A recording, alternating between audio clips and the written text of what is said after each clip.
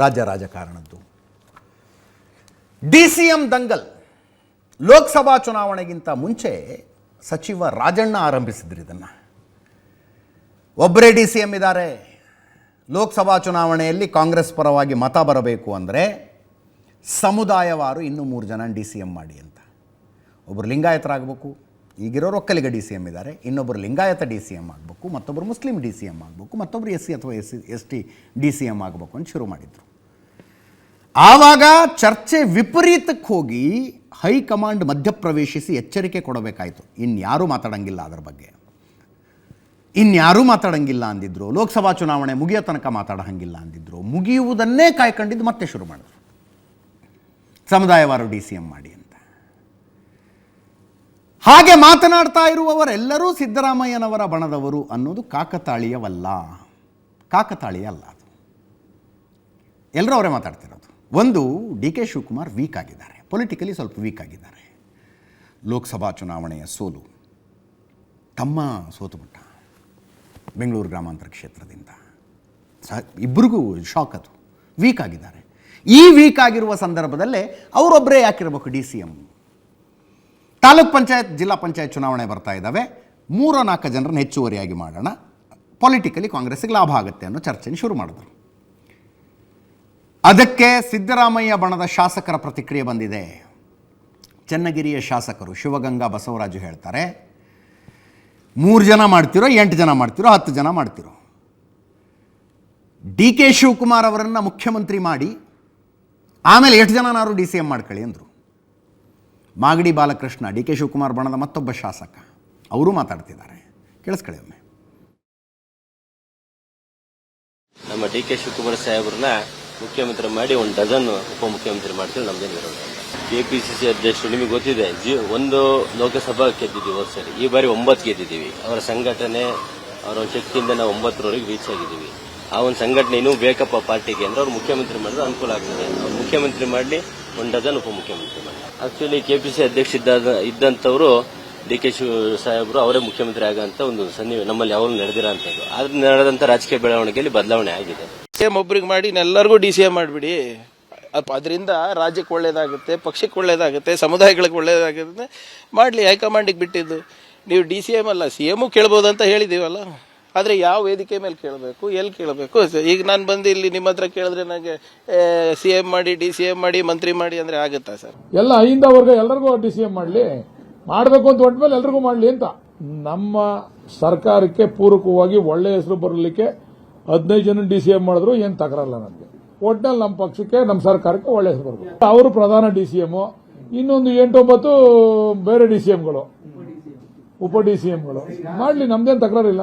ಯಾಕೆ 4 ಜನ ಯಾಕೆ ಮಾಡ್ತೀರಾ? ಮಾಡೋದಿಲ್ಲ, ಒಂದು 8 ಜನ ಮಾಡಿ ಅಂತ ನಾವು ಅದಕ್ಕೆ ಧ್ವನಿ ಗುಡಿಸ್ತಾ ಇದೀವಿ ಅಷ್ಟೇ. ಈ ಪಕ್ಷಕ್ಕೆ ಒಳ್ಳೇದಾಗಬೇಕು, ಇದರಿಂದ ಒಳ್ಳೇದಾಗ್ತದೆ ಅಂತಂದ್ರೆ ಎಲ್ಲ ಕಮ್ಯುನಿಟಿಗೂ ಒಬ್ಬರನ್ನ DCM ಮಾಡಲಿ ಅಂತ ನನ್ನ ವೈಯಕ್ತಿಕ.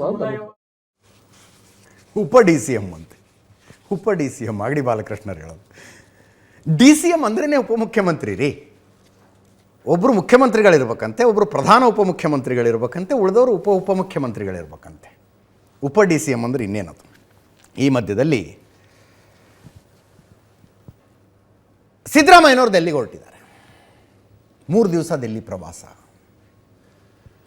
ಒಂದು ಕಡೆ ಉಪಮುಖ್ಯಮಂತ್ರಿಗಳನ್ನು ಮಾಡಬೇಕು ಅಂತ ಸಿದ್ದರಾಮಯ್ಯ ಬಣದ ಸಚಿವರು ಒತ್ತಾಯಿಸ್ತಾ ಇದ್ದಾರೆ. ಇನ್ನೊಂದು ಕಡೆ ಲಿಂಗಾಯತ ಶಾಸಕರದ್ದೇ ಒಂದು ನಿಯೋಗ ಸಿದ್ದರಾಮಯ್ಯನವರ ಆಪ್ತರಾಗಿರುವ ಭೈರತಿ ಸುರೇಶ್ ಅವರು ಡಿಫ್ಯಾಕ್ಟೋ CM ರೀತಿಯಲ್ಲಿ ಆಡ್ತಾ ಇದ್ದಾರೆ ಅಂತ ಕಂಪ್ಲೇಂಟ್ ಕೊಡೋದಕ್ಕೆ ಅಲ್ಲಿಗೆ ಹೋಗಿದ್ದಾರೆ. DK ಶಿವಕುಮಾರ್ ಬಣದ ಶಾಸಕರು DK ಶಿವಕುಮಾರ್ CM ಆಗಲಿ ಅಂತಿದ್ದಾರೆ.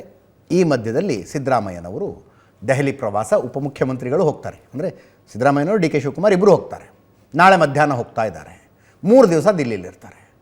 ನಾಳೆ ಸಂಜೆ ರಾಜ್ಯದ ಸಂಸದರೊಂದಿಗೆ, ಎಲ್ಲ ಪಕ್ಷಗಳ ಸಂಸದರೊಂದಿಗೆ ಒಂದು ಔತಣಕೂಟ, ಮುಖ್ಯಮಂತ್ರಿಗಳ ಒಂದು ಡಿನ್ನರ್ ಅರೇಂಜ್ ಮಾಡಿದ್ದಾರೆ. ನಾಡಿದ್ದು ಕೇಂದ್ರ ಸಚಿವರನ್ನು ಭೇಟಿಯಾಗ್ತಾರೆ ಮಧ್ಯಾಹ್ನ, ನಾಡಿದ್ದು ಸಂಜೆ ಹೈಕಮಾಂಡ್ ನಾಯಕರನ್ನು ಭೇಟಿಯಾಗ್ತಾರೆ. ಶನಿವಾರ ಮಧ್ಯಾಹ್ನ ವಾಪಸ್ ಬರ್ತಾರೆ. ಇದೆಲ್ಲದರ ಮಧ್ಯದಲ್ಲಿ ನಡೀತಾ ಇರೋ ಪ್ರವಾಸ ಇದು. ಹೀಗೆ ನಡೀತಿರುವಾಗ ಸಚಿವ KN ರಾಜಣ್ಣ ಸಿದ್ದರಾಮಯ್ಯ ಬಣದ ಪ್ರಮುಖ ಸದಸ್ಯರು, ಅವರು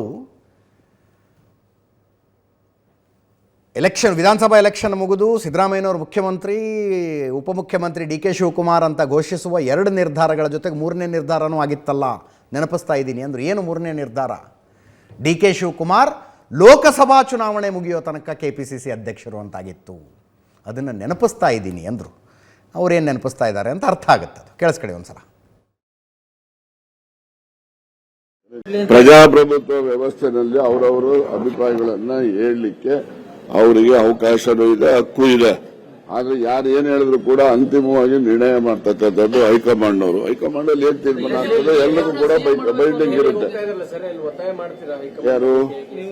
ನಾನು ಒತ್ತಾಯ ಅಂತೂ ನಿರಂತರವಾಗಿ ಮಾಡ್ತೇನೆ, ಅಲ್ಲೂ ಮಾಡ್ತೇನೆ, ಇಲ್ಲೂ ಮಾಡ್ತೇನೆ, ನಿಮ್ಮ ಮೂಲಕನೂ ಕೂಡ ಮಾಡಿದ್ದೇನೆ. ಅದರಲ್ಲೇನು ವಾಪಸ್ ಹೋಗುವಂತ ಪರಿಸ್ಥಿತಿ ಏನಿಲ್ಲ. ಡಿ ಕೆ ಶಿವಕುಮಾರ್ ಅವ್ರನ್ನ ಸಿಎಂ ಮಾಡಬೇಕು ಅನ್ನೋ ಒತ್ತಾಯ ಬರ್ತಾ ಇದೆ ಸರ್. ಮಾಡ್ಲಿ, ಹೈಕಮಾಂಡ್ ತನ್ನ ತೀರ್ಮಾನ ಮಾಡೋದು. ಈಗ ಸಿದ್ದರಾಮಯ್ಯನವ್ರನ್ನು ಸಿಎಂ ಮಾಡಿದ್ಯಾರು? ಹೈಕಮಾಂಡ್ ಅಲ್ವಾ? Sir, one man one post ಇರಬೇಕು ಅನ್ನೋದು ಕಾಂಗ್ರೆಸ್ನ ನಾರ್ಮಲ್ ಪಾಲಿಸಿ. ಅದ್ರ ಬಗ್ಗೆಯೂ ಕೂಡ ಚರ್ಚೆ ಶುರುವಾಗಿದೆ ಸರ್. ಶಿವಕುಮಾರ್ ಈಗ ಸಿದ್ದರಾಮಯ್ಯನವ್ರದ್ದು ಅನೌನ್ಸ್ಮೆಂಟ್ ಮಾಡಿದ್ರು ಡೆಲ್ಲಿನಲ್ಲಿ, ನೀವೆಲ್ಲ ರಿಲೇ ಮಾಡಿದ್ರು. ಏನಂತ ಮಾಡಿದ್ರು? ಫಸ್ಟ್ ಪಾಯಿಂಟ್ ಏನ್ ಹೇಳಿದ್ರು? Siddaramaiah will be the chief minister of Karnataka. ಹೌದಲ್ವಾ? ಫಸ್ಟ್. ಸೆಕೆಂಡ್ ಏನ್ ಹೇಳಿದ್ರು? D K Shivakumar will be the loan DCM ಅಂತ ಹೇಳಿದ್ರು. ಮೂರನೇದು ಏನ್ ಹೇಳಿದ್ರು? he will be continue as president till the parliament elections ಅಂತ 3 ಜನ ಹೇಳಿದ್ದು. 3 ಜ್ಞಾಪಿಸ್ತೀನಿ ಅಷ್ಟೇ. ತಪ್ಪು.